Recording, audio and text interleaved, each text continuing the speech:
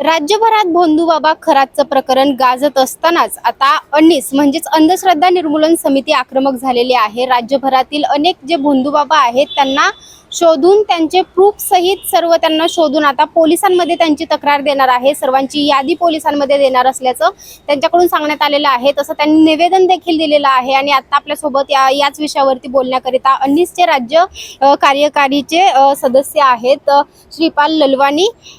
Sir काय सांगाल, तुम्ही निवेदन देखील दिलेलं आहे, या संदर्भात थोडी सविस्तर माहिती। कसं आहे की आज अशोक खरात उजेडात आला, प्रकाशात आला, पण असे गल्लोगल्ली अनेक बुवा बाबा आहेत आणि त्यांना योग्य वेळी नाही पकडलं तर त्याचं रूपांतर अशा प्रकारात होतं। म्हणून आम्ही आता असं हे केलेलं आहे की प्रत्येक एरियामध्ये जे जे बाबा बुवा असतील तर त्या पोलीस स्टेशनचा जो दक्षता अधिकारी असतो त्यांनी खरं तर ते हे काम करायला पाहिजे की आपल्या ह्याच्यात जे बुवा बाबा आहे त्यांना त्यांच्यावर फॉलोअप ठेवलं पाहिजे, ते काय करतात काय नाही। आणि जर ते काही असं गैरकाम करत असतील तर त्या दक्षता अधिकाऱ्यांनी स्वतःहून त्यांच्यावर केस लावली पाहिजे, त्यांना अटक केली पाहिजे। पण तसं होताना दिसत नाही आहे। म्हणून आम्ही आता असं ठरवलं आहे की ज्या एरियात आमचे कार्यकर्ते तिथं असतील ते त्या एरियात असलेल्या बाबा बुवांचा शोध घेतील, त्याच्याविरुद्ध पुरावा गोळा करतील। नुसतं कोणाचं नाव आम्ही सांगणार नाही, कारण नुसतं नाव सांगितलं तर ते लगेच त्याविरुद्ध मानहानीचा खटला वगैरे दाखल करतात। पुराव्यासहित आम्ही ते गोळा करू आणि त्याशिवाय की जे लोक असे यांच्यातनं ज्यांचं शोषण झालेलं आहे, ज्या पीडित लोक आहे, मग महिला असतील पुरुष असो, तर त्यांना आम्ही आमची हेल्पलाईन दिलेली आहे की हेल्पलाईन नंबर दिलेला आहे। त्यांनी जर आम्हाला त्या हेल्पलाईनवर कळवलं तर अशी सगळी यादी तयार करून आम्ही ती पोलीस स्टेशनला देणार आहोत, त्या एरियातल्या त्या पोलीस स्टेशनच्या अधिकाऱ्याकडे देणार आहोत, जेणेकरून त्यांनी पुढे ती कारवाई करावी आणि असे बाबा बुवा फार मोठे होण्याच्या आतच त्यांच्यावर वचक बसावा किंवा त्यांचे हे जे काम आहे ते बंद व्हावं, असा या मागचा आमचा उद्देश आहे।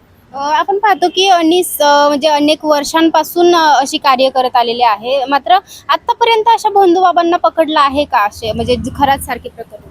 हो, खराचं फारच मोठ्या प्रमाणावर आहे, पण अनेक भोंदूबाबांना आतापर्यंत अनीसनी पकडलेले आहे। म्हणजे आता अनीसचं काम जवळजवळ 35 पेक्षा जास्त वर्ष चाललेले आहे। याच्यामध्ये कितीतरी भोंदूबाबा पकडले आहेत, मग ते फरशीवाले बाबा असो किंवा आणखी कोणी बाबा असो, असे की ज्यांचं आणि बाबा हा जादूटोणा विरोधी कायदा जो झाला संमत, तो संमत झाल्यानंतर पहिली केस जी दाखल झाली ती मुसलमान बाबा विरुद्ध झाली। म्हणजे आम्ही ठराविक धर्माच्या विरुद्ध ठराविक धर्माच्या बाबांना पकडतो असं अजिबात नाही। बाबा बुवा मग तो जो लोकांना गंडवतो, फसवतो, महिलांचे शोषण करतो, तो कुठल्याही जाती धर्माचा असो त्याच्याविरुद्ध कारवाई ही केलीच जाते। आणि जादूटोणा विरोधी कायद्याचा काही जण म्हणतात की प्रभाव नाही, हे चुकीचं आहे।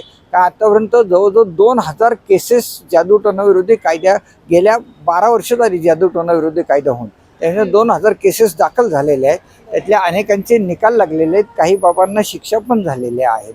तर त्यामुळं हा जो प्रकार आहे की आतापर्यंत की अनीसने हे काम अगदी म्हणजे बाबा बुवांना एक्सपोज करणं हे अनीसचं सगळ्यात महत्त्वाचं काम आहे। बरं, आता यापुढे तुम्ही म्हणताय की अनेक भोंदूबाबांना पकडणार आहे ही संघटना, तर कशा पद्धतीने पकडणार आहे, म्हणजे कसा तपास करणार आहेत, साधारण किती जण यामध्ये कामाला लागलेले आहेत किंवा लागणार आहेत? नाही, कसं आहे की त्या एरियातले आमचे कार्यकर्ते जातात, ते त्याचा तपास शोध घेतात त्या बाबा बुवाचा। कोणाची आम्ही अगोदर पाहतो की ज्यांचं यामध्ये फसगत झाली त्या लोकांनी तक्रार द्यावी, अशी लेखी तक्रार आली की मग आम्ही त्याविरुद्ध कारवाई, त्यांना आम्ही मार्गदर्शन करतो की पोलिसांमध्ये FIR कशी दाखल करायची आणि हे कसं हे करायचं। आणि काही ठिकाणी तर असं करतो की तक्रारदार कोणी नसतं, तर आम्ही असे काही म्हणजे बोगस गिऱ्हाईक वगैरे पाठवून त्या बाबाचा खोटेपणा तो उघडकीला आणतो आणि त्याविरुद्ध कारवाई करतो। यामध्ये आमचे अनेक तरुण कार्यकर्ते म्हणजे पुरुष आणि महिला या कार्यक्रमात सहभागी असतात। आता जसं तुम्ही म्हणालात की 2000 च्या वर या केसेस आपल्याला पाहायला मिळत आहेत, मात्र आपण जसं जसं आधुनिकतेकडे जातोय तसं याचं प्रमाण कुठेतरी कमी होताना दिसतंय का वाढताना दिसतंय, काय वाटतंय तुम्हाला? हीच खेदाची गोष्ट आहे की पूर्वी अनेक समाज सुधारकांचा असा समज होता की समाजामध्ये जसं शिक्षणाचं प्रमाण वाढेल तसतशा अंधश्रद्धा कमी होतील. पण आत्ताचं जे आधुनिक युग आहे आणि आपली जी जीवन पद्धती त्यामुळं काय प्रत्येकाला आज असुरक्षिततेच्या भावनेने घेरलेलं आहे. म्हणजे आज सत्ताधारी लोक पण ह्या बाबाच्या काम मागं लागले. त्यांना खात्री नाही आज आपण सत्तेत आहोत उद्या असू की नाही. तर ही असुरक्षिततेची भावना नंतर त्या बाबाविषयी पसरवलेल्या अनेक घटना म्हणजे एखादा जाऊन येतो त्याला अनुभव आला की तो 10 लोकांना सांगतो. मग हे 10 लोक शहानिशा न करतात त्या बाबाच्या मागं जातात. मग त्यांना जर नाही अनुभव आला तर ते गप्प बसतात, त्याविरुद्ध आवाज उठवत नाही. अनुभव आला तर ते आणखी 10 लोकांना सांगतात.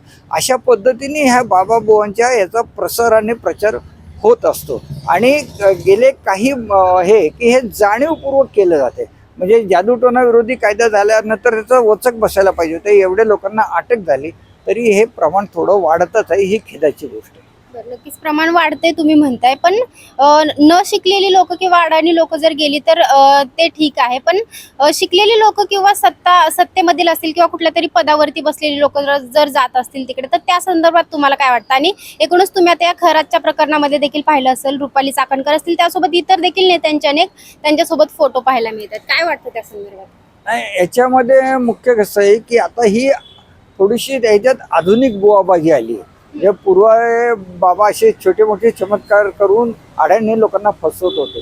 आता हे सुशिक्षित सत्ताधारी वगैरे जे लोक आहे त्यांना स्युडो सायन्सच्या म्हणजे ज्याला आपण छद्म विज्ञान म्हणतात अशा म्हणजे विज्ञानाच्या कन्सेप्ट वापरायच्या आणि लोकांना त्याच्या बाबतीत फशी पडायची. म्हणजे आता याचं पाहिलं तर याचे इतक्या गोष्टी ऐकवत येतात की तो तुर्कस्तानवरनं मध मागवायचा आणि त्याच्यातून तुमची लैंगिक शक्ती वाढते या आमिषाने अनेक मोठे मोठे श्रीमंत लोक त्याच्याकडनं ते आणि त्याचा लाखो रुपयाचा भाव होता 1 किलोचा तरी ते विकत घेत होते. आता हे कुठं विज्ञानाने सिद्ध झालंय का?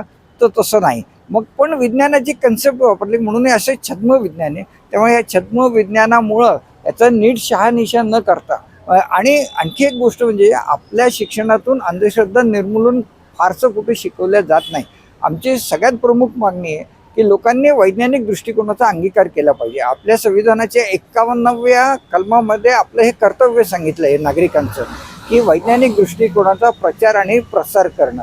प्रत्यक्षात काय होतं की आपण शाळेपासून तो वैज्ञानिक दृष्टिकोन शिकवायला पाहिजे, तसा तो शिकवल्या जात नाही.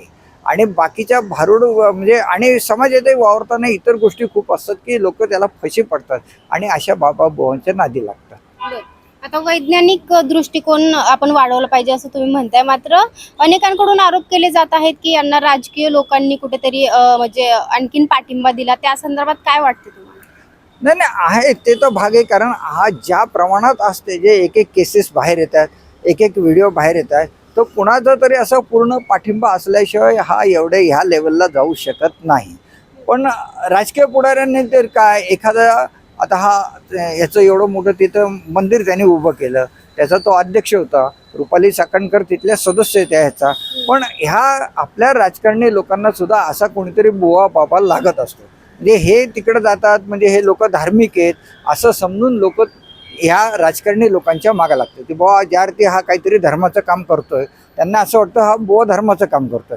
हे लोक राजकीय लोक त्याच्याबरोबर जातात नेते म्हणजे ते पण धार्मिक आहेत, त्यांना आपण सपोर्ट केला पाहिजे किंवा त्यांच्या मागं गेलं पाहिजे अशी एक ती मानसिकता असते. म्हणून राजकीय लोकांना असा कोणी ना कोणी बुवा बाबा लागतच असतो. बरं, आता काय वाटतं मग या प्रकरणामध्ये खरातला काय शिक्षा झाली पाहिजे किंवा एकूणच भोंदू बाबा जे आहेत त्यांना कशा पद्धतीने पकडणार आहात तुम्ही आणि काय शिक्षा झाली पाहिजे? कोण काय वाटतं? नाही याला जास्तीत जास्त कठोर शिक्षा झाली पाहिजे. कायद्यानुसार जे काय जन्मठेपेची शिक्षा व्हायला पाहिजे. आणि जर काही कारणाने केसेसमध्ये लूपहोल ठेवले आणि जर ह्याला शिक्षा झाली नाही तर अशा बाबाबुवांचं आणखी फावल त्यांचं असं पेव फुटेल. त्यामुळं आता आम्ही सरकारकडे अशीच मागणी करतोय की तुम्ही याची केस जास्तीत जास्त व्यवस्थित साक्षी पुरावे गोळा करा आणि ही केस जास्तीत जास्त स्ट्रॉंग व्हा की त्याला जास्तीत जास्त शिक्षा झाली पाहिजे. जन्मठेपेची तरी शिक्षा झाली पाहिजे म्हणजे इतर बाबाबुवांवर जरा वचक बसेल. नक्कीच धन्यवाद. तर हे होते श्रीपाल ललवानी. एकूणच आपण पाहतोय की अन्निसची संघटना जी आहे ते आता या भोंदूबाबांच्या विरोधात अतिशय आक्रमक झाल्याचं पाहायला मिळतंय आणि हे भोंदूबाबा जे आहेत त्यांचं प्रमाण दिवसेंदिवस खरं तर वाढत चाललंय. ही खेदाची बाब आहे. कुठेतरी हे प्रमाण जे आहे ते कमी झालं पाहिजे अशी सर्वांना अपेक्षा असते. मात्र हे प्रमाण वाढत आहे आणि यामध्ये राजकीय व्यक्ती देखील तितक्याच त्यामध्ये फसल्या जात आहेत.